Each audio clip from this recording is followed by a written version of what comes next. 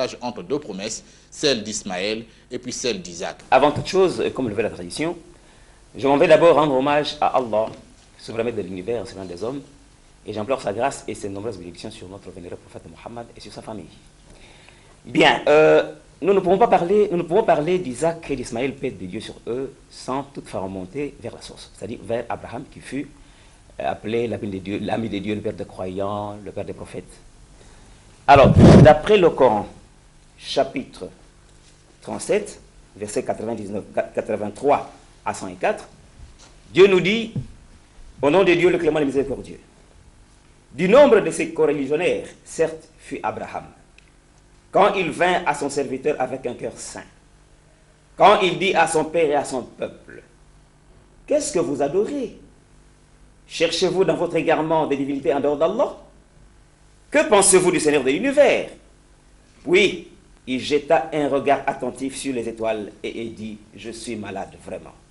Et il dit, je suis malade. Ils lui tournaient le dos et s'en allèrent. Alors il se glissa vers leur divinité et dit, ne mangez-vous pas? Qu'avez-vous à ne pas parler? Puis il se mit furtivement à les frapper de sa main droite. Alors les gens vinrent à lui en courant.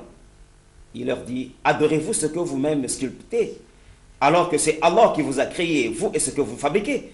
Ils dirent, qu'on lui construise un four et qu'on le lance dans la fournaise. Fin de citation.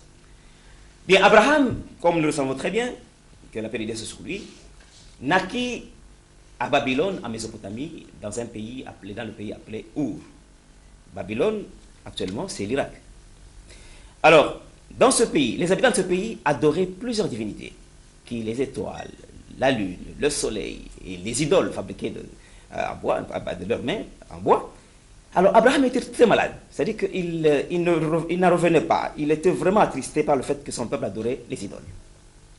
Alors, un jour, Abraham s'est résolu de détruire toutes ces idoles-là, à l'insu de son peuple. Il l'a fait, il a pris la hache, il a détruit toutes les statues. Alors, quand le peuple est revenu, parce qu'il est allé fêter en dehors du village, à son retour, le peuple a vu que ses dieux a été bousillés, détruits. Alors, ils ont su que c'était Abraham qui a fait ça. Parce qu'Abraham, comme vous le savez bien, Dieu l'a choisi pour prôner le monothéisme pur sur toute la surface de la terre. Donc, il avait la croyance d'un Dieu unique, sans icône et associé. Alors, comme on savait que c'était Abraham qui a fait, le peuple a dit, bon, il faut qu'on lui donne une correction, hein, il faut vraiment une punition. Ils ont préparé un four, c'est-à-dire c'était un fossé creusé, ils ont mis du bois dedans, ils ont allumé le feu, et ils ont pris Abraham, ils l'ont jeté au feu. Mais Dieu, à qui appartient la puissance et la force sur toute chose, a dit au feu, ô feu, sois frais et doux pour Abraham, mon serviteur. Et le feu s'est converti en paradis. Et Abraham, donc ce feu-là n'a brûlé aucun membre du corps d'Abraham. Il en est sorti sain et sauf. Après, Dieu lui a dit, Abraham, sors d'ici, va dans le pays que je vais t'indiquer. Et Abraham quitta Our, il est allé à Canaan, en Palestine actuellement. Comme dit la Bible dans Genèse chapitre 12, verset 1 à 3, Dieu a dit à Abraham, va-t'en de ton pays, de ta patrie, de la maison de ton père, vers le pays que je t'indiquerai. Je ferai de toi une grande nation, je te bénirai, je rendrai ton nom grand. Ça, c'est dans la Bible. Bien, comme nous le savons tous, Abraham n'avait été avancé en âge, il n'avait pas de postérité. Sa femme Sarah n'avait pas donné d'enfant à Abraham. D'après la tradition prophétique, Sarah avait une servante nommée Agar, l'égyptienne. Elle s'appelait Hajir. La Bible la reconnaît comme Agar. Eh bien, Sarah dit à Abraham, mon mari, voilà mon Seigneur m'a rendu stérile. Mais j'ai ma servante ici. Tu peux aller vers elle. Peut-être que nous aurons un enfant. Parce qu'elle savait qu'Abraham avait le souci d'avoir un héritier. Vous savez, l'héritier chez les prophètes de Dieu, c'est pas que l'héritier doit venir hériter de son père les choses périssables du monde. Non, mais il va hériter la foi qu'avait Abraham pour essayer de répandre le monothéisme pur sur toute la surface de la terre. C'était ça le but des héritiers des prophètes. Alors, là, Sarah a dit à Abraham, va vers ma servante. Et Abraham écouta sa femme. Agar devient enceinte. Mais avant de continuer, il faut mettre une emphase. Il faut faire une mise au point. Pour deux choses. D'abord, Agar n'était pas une esclave, mais elle était une servante. Il y a une différence entre servante et esclave. Une esclave, ou un esclave, si vous voulez bien, c'est d'abord quelqu'un qu'on achète à prix d'argent, Ou alors, quand une nation se lève contre une autre nation, eh bien, la nation victorieuse prend en otage la nation vaincue. Et d'office, ils deviennent des esclaves. Mais Sarah n'est pas, Agar plutôt n'est pas dans ce panier-là. Deuxième chose, oui, c'est ça. De Agar, comme disent certaines mauvaises langues, Abraham a fait l'adultère avec Agar, la servante de Sarai. Non, nous disons bien que Sarah avait donné Agar pour femme à Abraham. Servante veut dire quoi? D'après la Bible, le dictionnaire biblique, ça veut dire que dans un régime de mariage polygamique, servante, elle vient servir la première, c'est un mariage polygamique. Agar était la deuxième femme selon le dictionnaire biblique. Restons dans le contexte de chrétien. Quand ils disent que c'était une servante dans le sens d'esclave, mais nous disons l'esclave, au fait, devant Dieu, n'est pas quelque chose à rejeter. Parce que selon le Coran, chapitre 49, verset 13, Dieu dit, ô homme, nous vous avons créé d'un mâle et d'une femelle, et vous avons désigné en nations et tribus pour que vous vous en reconnaissiez.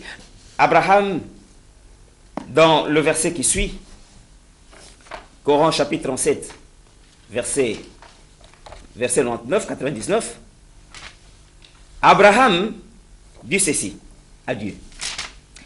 Eh bien, il dit à Dieu, moi je parle avec mon Seigneur et il me guidera. Seigneur, fais-moi don d'une vertu d'entre les vertus. Et nous lui fîmes donc la bonne annonce d'un garçon longanime, Ismaël. Et alors, Abraham avait demandé à Dieu d'avoir un héritier. Et Dieu lui donna un héritier qui s'appelle Ismaël. Il l'a eu comment? C'est par Agar qu'il a eu l'héritier, cet héritier-là. Comme a dit Genèse chapitre 15, verset 1 à 3, Abraham a demandé à Dieu, d'après la Bible, et il dit, voici Dieu, je m'en vais sans enfant, je veux qu'Eliezer de Damas soit mon héritier. Mais Dieu lui dit, non, ce n'est pas lui qui sera ton héritier, mais c'est lui qui sortira de tes entrailles, c'est celui qui sera ton héritier. Donc ici, pourquoi Eliezer n'était pas, Dieu n'a pas voulu qu'Eliezer soit l'héritier, c'est parce que Eliezer n'était pas issu de son sang. Il n'avait aucun lien avec Abraham. Et alors Dieu a promis un héritier. Voilà que dans Genèse chapitre 16, verset 1 à 6, Agar devait enceinte de l'enfant, et Dieu envoya l'ange quand Agar fuit sa maîtresse au désert, et Dieu lui envoya son ange pour dire, femme, je multiplierai ta postérité, elle sera si nombreuse que l'on pourra la compter. Voici, tu es enceinte, tu engendras un fils à qui tu donneras le nom d'Ismaël, car l'Éternel t'a entendu dans ton affliction. Donc Ismaël, c'est le nom que Dieu a donné lui-même de sa propre bouche. Ça ne vient ni d'Abraham, ni de Sarah, ni d'Agar. Et maintenant, Abraham a eu son héritier. C'est Ismaël. Ismaël a hérité d'Abraham la foi qu'il avait pour répandre le monothéisme sur toute la surface de la terre. Maintenant, venons-en à l'autre promesse, parce que je devais le dire, que Ismaël et Isaac sont les deux fils de la promesse, mais que l'un est le fils de la promesse de Dieu à Abraham, et que l'autre est le fils de la promesse de Dieu à Sarah. Dieu nous dit dans le Coran chapitre 11, versets 69 à 71, Dieu dit, et nos émissaires sont certes venus à Abraham avec la bonne nouvelle, en disant salam, il dit salam, et il ne tardera pas à apporter un veau rôti. Puis, lorsqu'il vit que leur main ne l'approchait pas, il fut pris de suspicion à leur égard et ressentit de la peur vis-à-vis d'eux. Ils dirent, n'aie pas peur, nous sommes envoyés au peuple de Lot. Sa femme Sarah était debout, elle rit, et nous lui annonçâmes donc la naissance d'Isaac, et après Isaac, Jacob. Voilà. Ici, comme a dit la Bible, dans Genèse chapitre 18, verset 1 à 10, ces trois anges-là qui sont venus annoncer à Abraham la bonne nouvelle, ils passaient pour aller à Sodome et Gomorrhe, mais ici, ils sont venus annoncer, voir Sarah, par le canal de son mari Abraham, pour dire que voilà, Abraham, où est ta femme, où elle est dans la... Il dit, nous reviendrons vers toi à cette même époque, Sarah, ta femme, aura un fils. Et dans Genèse chapitre 27, verset 1, l'Éternel se souvint de la promesse qu'il avait donnée à Sarah, et il a accompli pour Sarah ce qu'il avait promis. Sarah eut un fils qui s'appelle Isaac. Donc ça fait deux fils, l'un pour Abraham, Ismaël, et l'autre pour Isaac, et l'autre pour Sarah, Isaac. Voici la promesse que le Seigneur a donnée au fils d'Abraham, qu'on appelle Ismaël. L'ange de l'Éternel lui dit, voici, tu es enceinte, et tu enfanteras un fils à qui tu donneras le nom d'Ismaël, car l'Éternel t'a entendu dans ton affliction. Il sera comme un âne sauvage, c'est-à-dire Ismaël sera comme un âne sauvage. Sa main sera contre tous.